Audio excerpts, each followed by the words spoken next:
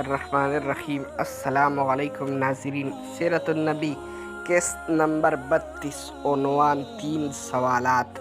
पहले उन नौजवानों के बारे में सवाल करो जो पिछले ज़माने में कहीं निकल गए थे, यानी अस्हाबे कहफ के बारे में पूछो कि इनका क्या वाक़या था, इसलिए कि इनका वाक़या निहायत अजीब व गरीब है।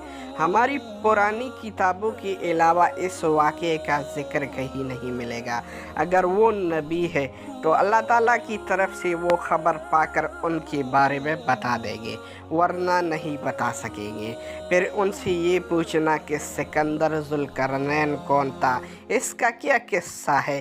फिर इनसे रूह के बारे में पूछना कि वो क्या चीज़ है। अगर उन्होंने पहले दोनों सवालों के जवाब दे दिया और फिर उनका वाक़या बता दिया और तीसरे सवाल यानी रूह के बारे में भी बता दिया, तो तुम लोग समझ लेना कि वो सच्चे नबी है। इस सूरत में तुम उनकी पैरवी करना। ये लोग ये 3 सवालात लेकर वापस मक्का आए और कुरैश से कहा, हम ऐसी चीज़ लेकर आए हैं कि इससे हमारे और मोहम्मद के दरमियान फैसला हो जाएगा। उसके बाद उन्होंने इन सब को तफसील सुनाई। अब ये मुशरिकीन हुजूर नबी करीम सल्लल्लाहु अलैहि वसल्लम के पास आए। उन्होंने आपसे कहा, ए मोहम्मद, अगर आप अल्लाह के सच्चे रसूल हैं तो हमारे 3 सवालात के जवाबात बता दीजिए। हमारा पहला सवाल ये है कि अस्हाबे कहफ कौन थे, दूसरा सवाल है कि ज़ुल्करनैन कौन थे, और तीसरा सवाल कि रूह क्या चीज़ है। आपने इनके सवालात सुनकर फरमाया, मैं इन सवालात के जवाबात तुम्हें कल दूंगा। नबी अकरम सल्लल्लाहु अलैहि वसल्लम ने इस जुमले में इंशाअल्लाह नहीं फरमाया। कुरैश आपका ये जवाब सुनकर वापस चले गए। हज़रत सल्लल्लाहु अलैहि वसल्लम वही का इंतज़ार करने लगे, लेकिन वही नहीं आई।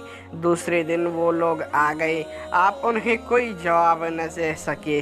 उन्होंने आपको ये तक कह दिया, मोहम्मद के रब ने उन्हें छोड़ दिया है। आप लोगों में अबू लहब की बीवी उम्मी जमील भी थी, उसने भी ये अल्फाज कहे, मैं देखती हूँ कि तुम्हारे मालिक ने तुम्हें छोड़ दिया है और तुमसे नाराज़ हो गया है। नबी अकरम सल्लल्लाहु अलैहि वसल्लम की कुरैश की बातें बहुत शाक गुजरी। आप बहुत परेशान और गमगीन हो गए। आखिर जिब्रील अलैहिस्सलाम सूरत कहफ लेकर नाजिल हुई। अल्लाह ताला की तरफ से आपको हिदायत दे दी गई और आप किसी काम की निस्बत यूँ न कहा कीजिए कि इसे कल कर दूंगा, मगर अल्लाह को चाहने के लिए मिला लीजिए, यानी इंशाअल्लाह कहा कीजिए। आप भूल जाए तो अपने रब का जिक्र कहा कीजिए, कह दीजिए कि मुझे उम्मीद है कि मेरा रब नबूवत की दलील बनने के एतबार से इससे भी नज़दीक तर बात बता देगा। मतलब ये था कि आप ये कहे कि आइंदा पला वक्त पर मैं ये काम करूँगा तो उसके साथ इंशाअल्लाह ज़रूर कहा करें। अगर आप इस वक्त अपनी बात के साथ इंशाअल्लाह मिलाना भूल गए और बाद में याद आ जाए तो इस वक्त इंशाअल्लाह कह दिया करें, इसलिए कि वो बात भूल जाने के बाद भी याद आ जाती है। इस मौके पर वही में देर इसी बिना पर हुई कि आपने इंशाअल्लाह नहीं कहा था। जब जिब्रील अलैहिस्सलाम सूरत कहफ लेकर आए तो आपने उनसे पूछा, जिब्रील तुम इतनी मुद्दत पास आने से रुके क्यों? इससे तशवीश पैदा होने लगी थी। जवाब में हज़रत जिब्रील अलैहिस्सलाम ने अर्ज़ किया, हम आपकी रब की हुक्म के बग़ैर न एक ज़माने से दूसरे ज़माने में दाखिल हो सकते हैं, न एक जगह से दूसरी जगह जा सकते हैं। हम तो सिर्फ़ उसका हुक्म पर अमल करते हैं। और ये जो कुफ़ार कह रहे कि आपकी रब ने आपको छोड़ दिया है, तो आपकी रब ने आपको हरगिज़ नहीं छोड़ा, बल्कि ये सब इसकी हिकमत के मुताबिक हुआ है। और जिब्रील अलैहिस्सलाम ने आपको अस्हाबे कहफ के बारे में बता दिया, ज़ुल्करनैन के बारे में बता दिया और फिर रूह के बारे में वजाहत की। अस्हाबे कहफ की तफसील तफसीर इब्न कसीर के मुताबिक कुछ यूँ है, वो चंद नौजवान थे, दीन हक की तरफ माइल हो गए थे और राह हिदायत पर आ गए थे। ये नौजवान परहेज़गार थे, अपने रब को माबूद मानते थे, यानी तौहीद के कायल थे, ईमान में रोज़ बरोज़ बढ़ रहे थे और ये लोग हज़रत ईसा अलैहिस्सलाम की दीन पर थे।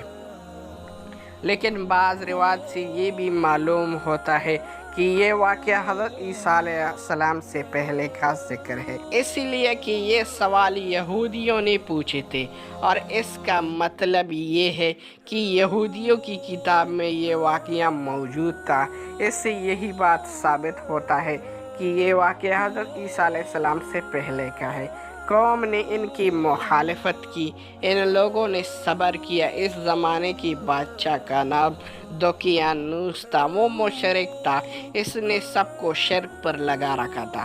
वो बहुत जालिम था, लोगों से बुत परस्ती करवाता था। वहाँ सालाना मेला लगता था, ये नौजवान अपने माँ बाप के साथ इन मेले में गए।